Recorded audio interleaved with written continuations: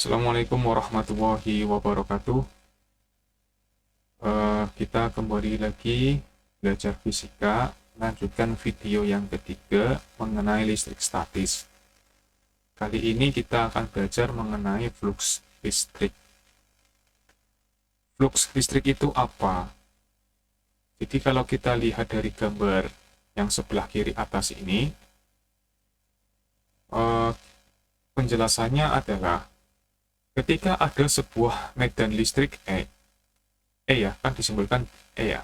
Medan listrik itu kan disimbolkan dengan huruf E. Ini yang warna merah, yang awalnya dari sebelah kiri kemudian menembus sebuah luasan bidang alas, ini yang warna biru. Kemudian sebelah kanan, di mana medan listrik ini membentuk sudut tertentu terhadap sebuah normal bidang. Normal bidang itu yang kita gambarkan dengan warna hijau, yang ini disimbolkan dengan huruf entopi. Oke. Jadi flux listrik adalah jumlah garis medan listrik yang menembus suatu bidang alas. Medan listriknya mana? Ini yang warna merah.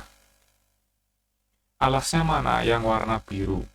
Nah, yang warna hijau ini adalah normal bidang, di mana normal bidang ini membentuk sudut 90 derajat atau tegak lurus bidang alas. Oke. Sehingga kalau kita lihat dari E yang warna merah dan normal bidang yang warna hijau, maka akan membentuk sudut tertentu. Atau sudut theta. Seperti ini. Oke.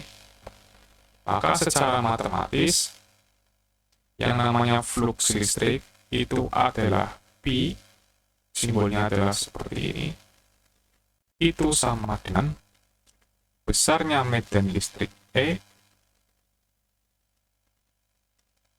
dikalikan dengan dot produk A. A-nya mana? A-nya itu adalah luasan bidang ini. Karena ini adalah perkalian dot produk,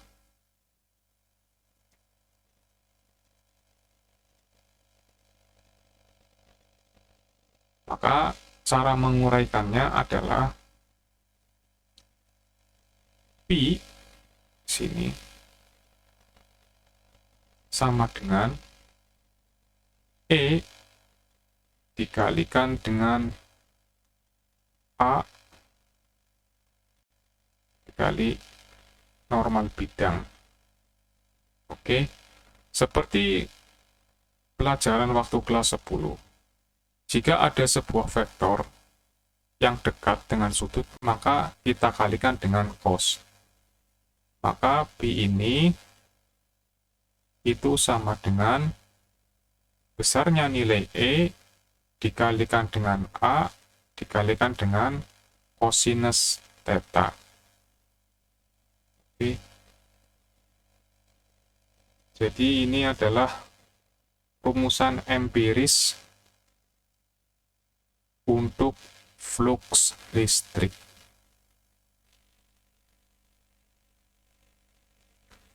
Terus bagaimana jika misalkan medan listrik yang menembus sebuah bidang alas itu sejajar dengan normal bidang atau membentuk sudut 0 derajat. Kita lihat di sini, normal bidang kan tegak lurus dengan bidang alas ini ya. Otomatis kan di sini normal bidangnya ada. Jadi E-nya ada di sini, normal bidangnya juga arahnya sama di sini. Maka untuk menentukan nilai Pi-nya atau flux listriknya itu sama Pi sama dengan E dikalikan dengan A dikalikan dengan cos 0 derajat. Oke, seperti yang kita ketahui, untuk nilai dari cos 0 derajat itu sama dengan 1.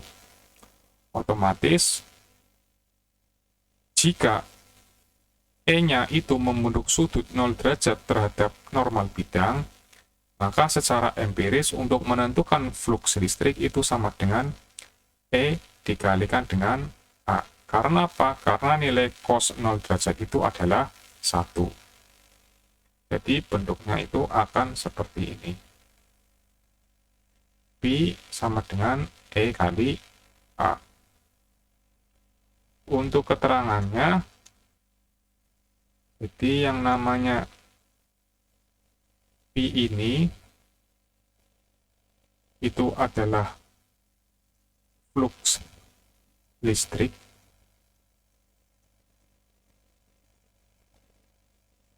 E itu adalah seperti yang kita ketahui adalah medan listrik.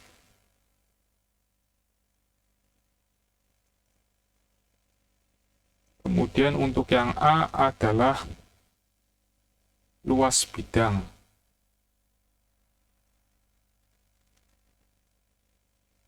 Luas bidang ini ya. Kalau misalkan ini bentuknya lingkarannya, berarti luasnya adalah lingkaran. Tapi kalau misalkan ini adalah persegi, ya luasnya adalah sisi kali sisi. Kalau persegi panjang, ya luasnya adalah panjang kali lebar. Seperti itu. N itu entopi ya. N yang ada topinya ini namanya normal bidang.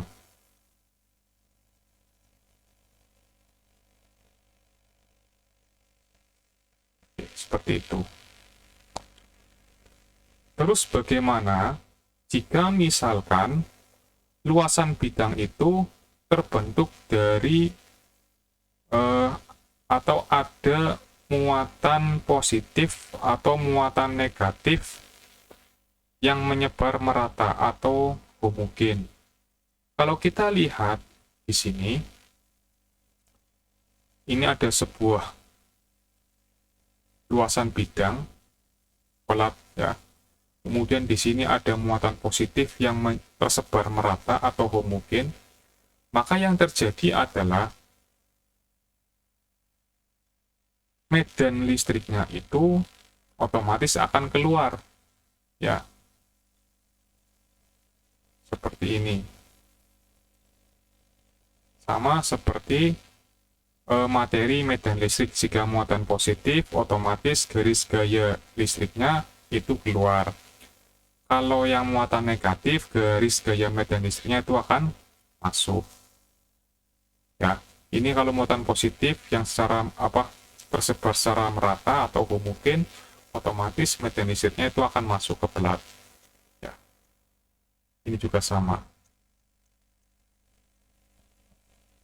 Nah, dari sini maka menurut hukum Gauss bahwa flux medan luasan tertutup itu sebanding dengan total muatan dalam luasan tersebut. Jadi integral E dA ini kan adalah flux ya. Ini kan flux listrik. Nah, flux listrik dari medan yang tertutup ini itu akan sebanding dengan jumlah muatan yang berada di sini. Namanya Q internal.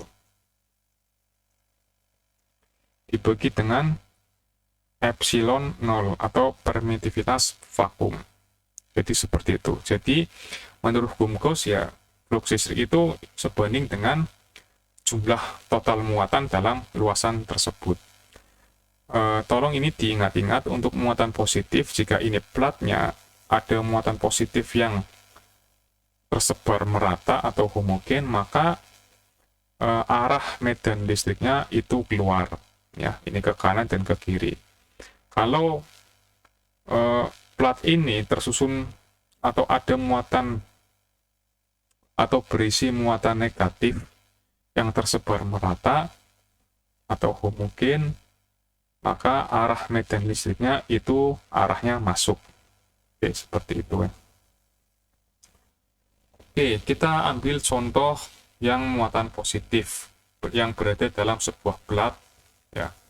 Jadi plat ini terdapat muatan positif yang tersebar merata atau homogen. Plat terdapat muatan yang tersebar merata.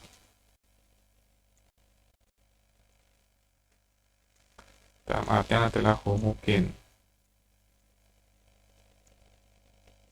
Maka jika kita ambil yang sebelah sini berupa luasan kecil ini, kotak ini ya, nah, seperti ini. Kalau kita perpanjang, maka akan membentuk yang namanya sebuah volume. Oke. Nah, seperti yang kita ketahui, untuk E-nya itu kan otomatis keluar. Ya, E-nya keluar, E-nya keluar. Maka yang terjadi adalah ketika saya perpanjang ke sini, maka yang terbentuk adanya flux listrik itu yang di sini, sebelah sini, Mas. Nah, sisi yang ini. Jika ini berbentuk balok, maka sisi ini. Dan yang sebelah kiri itu adalah sisi sana. Nah, seperti ini toh. Dan yang sisi sebelah sini, samping depan sama sisi belakang itu nggak ada. Yang atas juga nggak ada. Karena apa? Karena syarat terbentuknya flux listrik itu adalah medan listrik yang menembus sebuah bidang, di mana bidang itu membentuk sudut bukan 90 derajat. Ya, kalau di sini kan yang sebelah sisi kan 90 derajat, jadi ada 0. Jadi nilainya 0. Jadi pada saat di sini, maka jumlah fluxnya, maka yang ada cuma 2. Ya, jadi yang sebelah kanan itu EA cuma 1 ditambah yang sisi sebelah sini itu 0, yang sisi sebelah belakang 0, yang atas 0, yang belakang 0. Yang sana juga sama, maka tinggal dijumlahkan saja. Jadi EA plus EA sama dengan 0 plus 0, 0, gitu. Maka ini jumlahnya adalah Q per epsilon 0. Jika kita jumlahkan, maka ini ada 2 EA sama dengan I per epsilon 0. Jika kita anggap, ya, karena muatannya itu homogen, jika Q per A atau muatan perluasan bidang itu adalah sigma, maka otomatis kita akan dapatkan seperti ini. E sama dengan, ya, E-nya pindah ke ruas kanan, maka jadi Q per A dikali 1 per 2 epsilon 0. Nah, yang ini kita rubah menjadi sigma. Maka medan listriknya adalah sigma per 2 epsilon 0. Maka kita ketahui bahwa untuk satu plat, ya, satu plat ini ternyata medan listriknya adalah sigma per 2 epsilon 0. Nah, hal ini nanti kita pelajari apabila kita masuk ke hukum Gauss pada plat konduktor. Nah, Anda tahu ya, jadi tadi untuk satu plat ini jumlah medan listriknya adalah sigma per 2 epsilon 0. Maka jika ada 2 plat yang muatannya berbeda, ini positif dan ini negatif, kita lihat di sini. Yang muatan positif otomatis E-nya itu kan ada yang keluar, ada yang masuk. Ada yang ke kanan, ada yang ke kiri ya. Semuanya keluar semua. Oke, keluar semua. Ini yang warna merah. Yang muatannya negatif itu masuk semua, warnanya hijau. Oke. Maka kalau kita lihatnya di sini, ya, arahnya sama semua, ya, otomatis besarnya medan listrik di posisi ini itu akan sama dengan sigma per 2 epsilon 0 kita kalikan menjadi 2. Itu akan sama dengan sigma per epsilon 0. Jadi pada pola konduktor ya, di muatan positif dan di muatan negatif, besar medan listriknya itu adalah E sama dengan sigma per epsilon 0. Oke, kali ini kita akan belajar mengenai kuat medan listrik pada konduktor bola berongga, di mana kita menggunakan sebuah persamaan hukum Gauss. Ya. Jadi ini ada muatan positif berada di dalam bola berongga. Karena ini bentuknya adalah 2 dimensi, otomatis saya gambarnya berupa lingkaran ya. Di mana jarak antara muatan sampai ke kulit bola itu adalah R besar. Saya menggunakan huruf R besar. Dengan menggunakan hukum Gauss bahwa E dikalikan dengan A dikalikan dengan cos theta sama dengan Q per epsilon 0, di mana untuk cos theta-nya ini besarnya adalah 0 derajat, theta-nya itu adalah 0 derajat. Kenapa? Karena jaraknya atau sudut yang terbentuk antara medan listrik E yang di sini dengan normal bidang yang di sini itu 0 derajat atau sejajar, sehingga besarnya cos theta itu sama dengan 1. Maka di sini kita bisa tulis bahwa E dikalikan A sama dengan Q per epsilon 0. Ini khusus untuk bola. Nah, di sini kita akan mencari besarnya nilai E jika R-nya itu kurang dari R besar. Artinya mana? Daerahnya dari sini sampai ke sana, berarti belum mencapai kulit bola.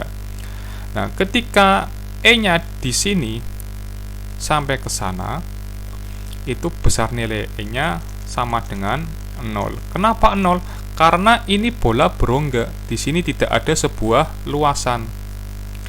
Ya, bola berongga. Nah, di posisi 2, kita mau mencari besarnya E jika jaraknya itu sama dengan R besar. Di mana itu? Di kulit bola.